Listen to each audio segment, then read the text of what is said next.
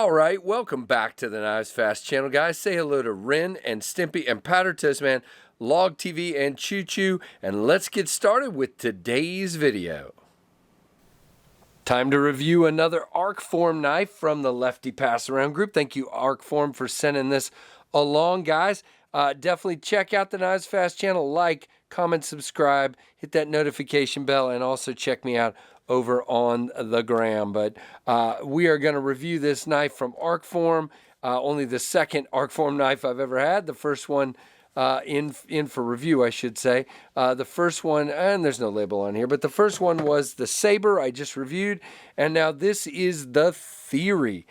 Very, very cool knife. I am liking the size. I'm liking a lot about this knife. And the good news is, just like the Saber, these are currently in stock on Arcform's website. And before we open it, let's just talk about that. They've got a titanium with satin that is $310, a titanium with black accents, black accents, which is $320.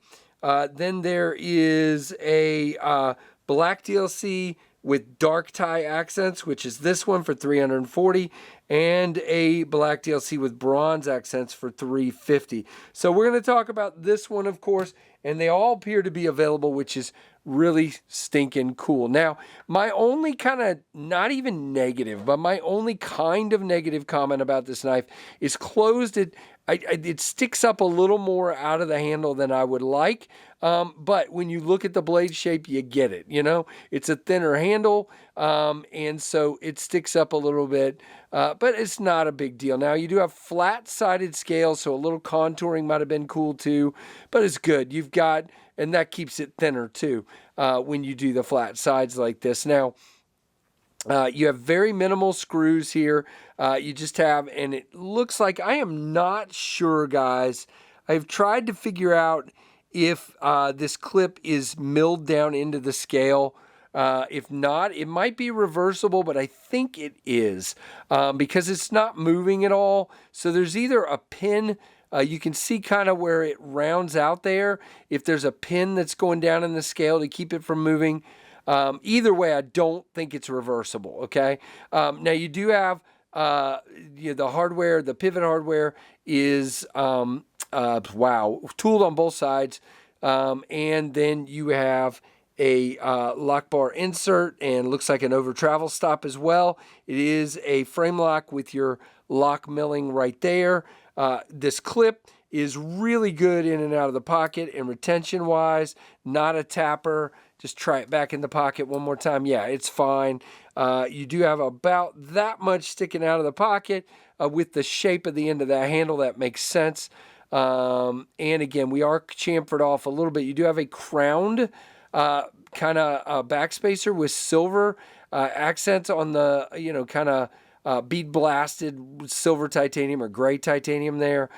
You do have jimping on the frame and jimping on the blade. For those of you that didn't like the Saber not having jimping, here's your jimping. You have a very interesting thumb stud. Now, it is angled for your thumb, which I think is really cool. So if you're left-handed, same deal. Can I do this, I wonder?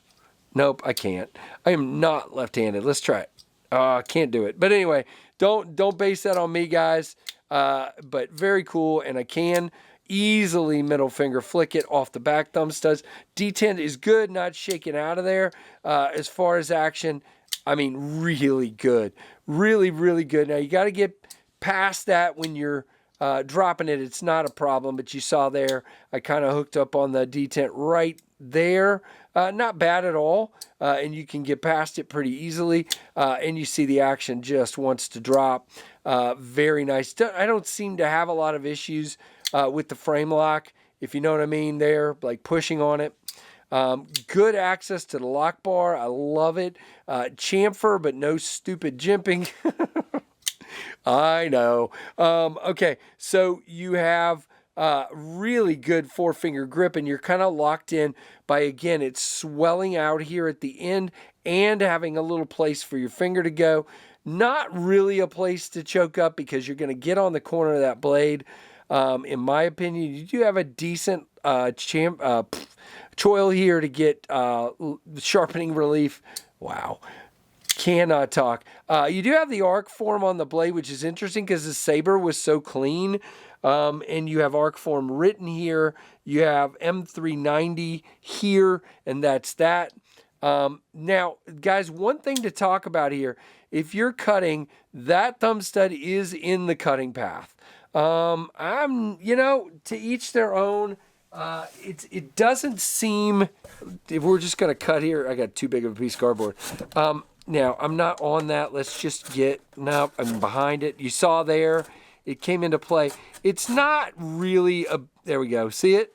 And you do feel a little bit of drag there. Not much. I think it's okay. If I just cut normally, guys, this thing is a ludicrous cutter. It is a fantastic cutting knife, and now we have fantastic cardboard, fantastic everywhere. So very cool. Does come down. It has a high grind on it here.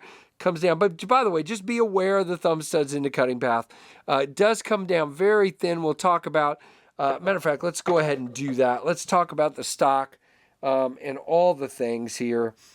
So they call it a drop point, which is fine. It's a flat grind, Bowler M390, titanium, and it is made in China. 4.93 ounces, 8.125 inches overall, 3.5 inch blade length, 3.5 inch cutting edge.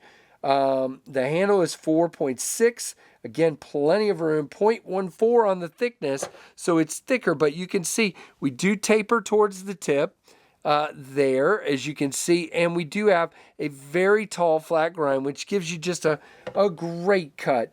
And again, I think I gave everything else. Yep, I did. The handle thickness is 0.45, so it's good and thin. Now, my only other issue is this flat part of the handle back here.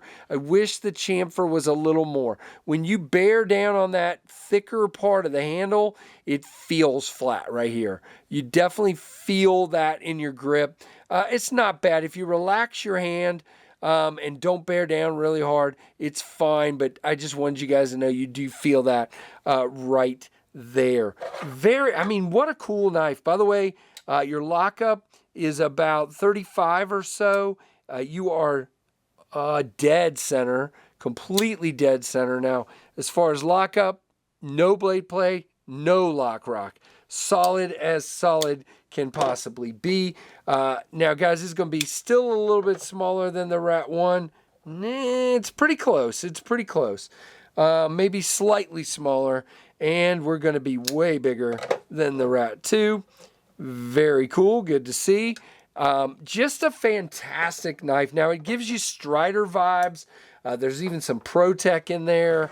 I think it's even got a blade shape, maybe of the Artisan Ahab and some other things. But I love the blade shape. You can almost call it a modified sheep's foot here. But, you know, fine. Call it what you want. You know, I went to the trouble of calling my knives drop sheep, the pinion and the microburst. But you can see this is fairly similar. Mine is a lot more, what's the word I'm looking for? A lot more angled on the pinion, you can see there. But, you know, whatever, all these blade shapes are fairly similar, and so it is what it is. So there is the Arcform Theory. I would love to hear what you guys think down in the comments. Give me a thumbs up, and all the things, like, comment, subscribe, notification bell.